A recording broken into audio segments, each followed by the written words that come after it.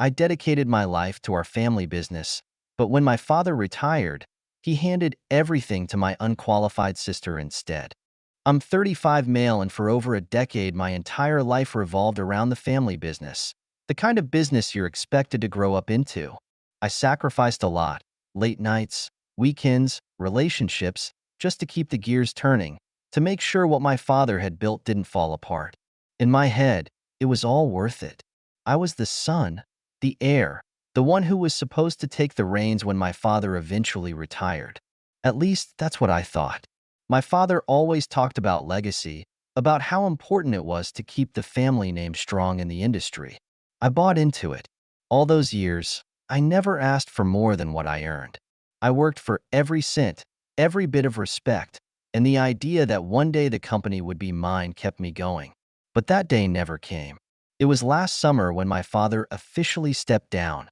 I remember walking into the office, expecting some kind of announcement, a transfer of control maybe. Instead, my sister, S, sat in his chair, all smiles, leaning back like she belonged there. I couldn't believe it. She hadn't worked a day in her life. Hell, she barely showed up to family dinners. She'd always been more interested in the superficial, spending money, living off the family's success without putting in the effort. But there she was, in the big office, holding the keys to the entire company. The new CEO. I looked at my father, waiting for some kind of explanation, but he just shrugged and said, S has a vision for where the company can go. I think she's better suited to lead. I felt like I'd been punched in the gut. Better suited? How could he say that with a straight face? It didn't make any sense. She didn't know the business. She didn't know anything. I tried to stay calm. I asked him, quietly at first, why? Why her? He looked at me, eyes blank, and said, it's a new era. The company needs fresh ideas, new blood. I'll never forget the way S smirked, as if she had won some silent game I didn't know we were playing. Fresh ideas? I repeated, struggling to keep my voice steady. She doesn't even know how the company runs. She cut in before my father could answer. You've been keeping things afloat? Sure, but we need to grow. I've got connections, plans. You've done your part, but now it's time to think bigger. The entitlement in her voice was unreal. She was talking like I was some placeholder, like the years I'd poured into this company meant nothing. I lost it. All those years I worked, all the sacrifices I made. For what? To hand everything over to her because she's thinking bigger? What about the fact that I actually know how this company works? My father didn't budge. His decision was made. I could see it in his eyes, the same eyes that once told me I was the future. Now I was just in the way. For weeks, I stayed on. I thought I could ride it out, keep doing what I always did, maybe find a way to fix things. But S made it impossible. She started pulling rank, undermining every decision I made. She'd show up late, make changes without consulting anyone, and then when things went wrong, she'd blame me. Every single time. And my father? He did nothing. Absolutely nothing. He just let it happen, like he didn't even care anymore. Or worse, like he was relieved I wasn't fighting it. Eventually, I couldn't take it anymore. I walked out. I figured if my father was so convinced S was the future, he could deal with the fallout when she ran the company into the ground. I wasn't going to stick around and watch her destroy what I had helped build. But then, a few months ago, my father had a heart attack. It wasn't a mild one, either. It was bad. The kind that leaves you laid up in a hospital bed with wires and machines doing half the work for your body. S was nowhere to be found. She didn't even visit. The same daughter he handed everything to, the one he thought could lead the company into some new era, had completely abandoned him. She didn't want to deal with the hospital, the bills, the stress. She didn't want to deal with him. I got the call from my mother. She was frantic, sobbing, "Your father, he needs you." I hadn't spoken to him in months. After everything, I tried to distance myself, to build my own life away from the wreckage of what should have been mine. But hearing my mother's voice, hearing the desperation, I felt something stir inside me. Anger? Guilt? I don't know. Maybe both. I drove to the hospital, and when I walked into that room, I saw him there, frail, hooked up to all those machines, eyes barely open. It was like seeing a ghost. The man who once seemed larger than life, the man who made all the decisions, now couldn't even stand on his own. He looked at me, eyes watery, and whispered, "Where's S?" I clenched my fists. Of course, she was the first person he asked about. Of course, even now, he was wondering where his precious daughter was. "She's not coming," I said, trying to keep my voice steady. "She hasn't been around, and I don't think she plans to." He stared at me, confused, like he couldn't process it. I could see the pain in his eyes. Whether it was physical pain or the realization that S didn't care, I couldn't tell. Maybe both. "I gave her everything," he muttered, almost to himself. I wanted to scream. I wanted to remind him that he didn't just give her everything. He took everything from me to give to her. But looking at him, lying there, weak and broken, I couldn't do it. Not like this. "I know," I said, my voice tight. "I know you did."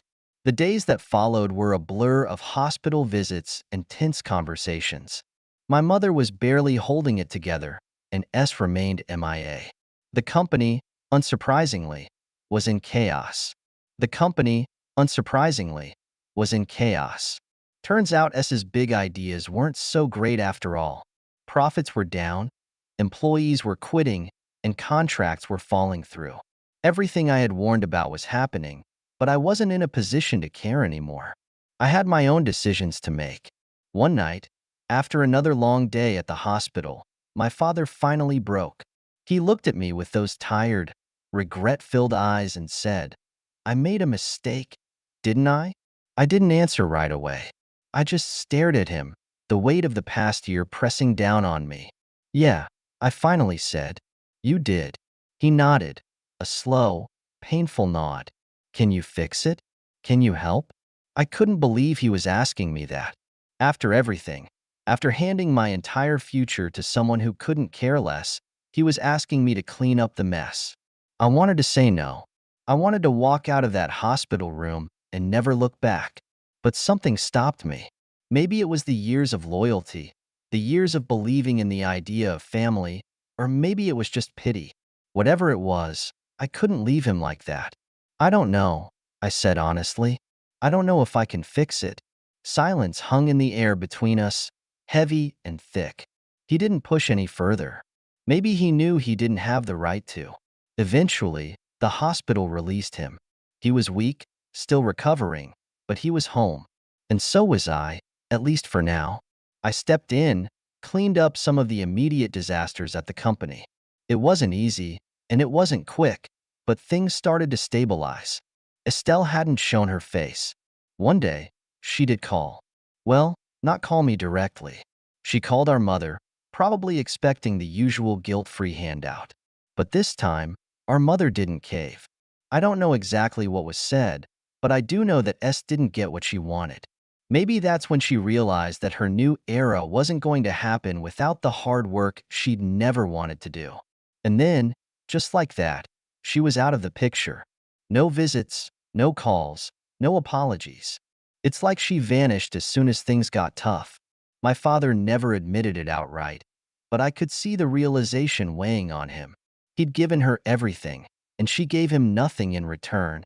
But by then, I was already dealing with my own internal battle.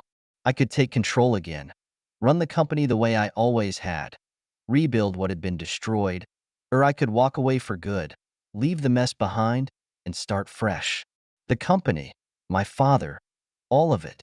It had taken so much from me already. I wasn't sure how much more I had to give. In the end, I chose a middle ground. I stabilized the company, made sure it wouldn't implode, then handed it over to someone I trusted. Someone who wasn't family. Someone who had earned their place. And then I walked away, for good this time. As for my father, well, he's still here, recovering slowly. I visit. I help when I can, but our relationship will never be the same. How could it be? Trust was broken, maybe beyond repair. He tried to apologize a few times, but the words always felt hollow. Too much damage had been done. We keep things civil, but that's all it is. Civility. I'll never be able to forget what he did. How easily he gave everything away to someone who didn't deserve it. How he overlooked me until it was too late. She never came back. She moved out of state, from what I hear. Living her life, disconnected from the fallout she caused.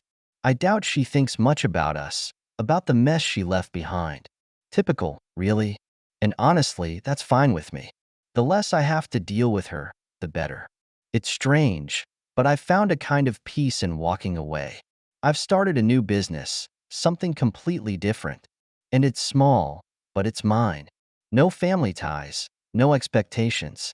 Just me building something from the ground up again. This time, though, I'm doing it for myself.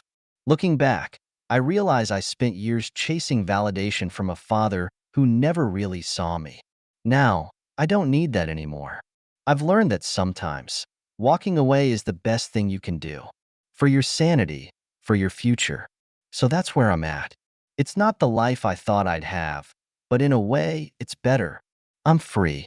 Free from the weight of family expectations. Free from a business that consumed me. And free from people who never appreciated what I gave.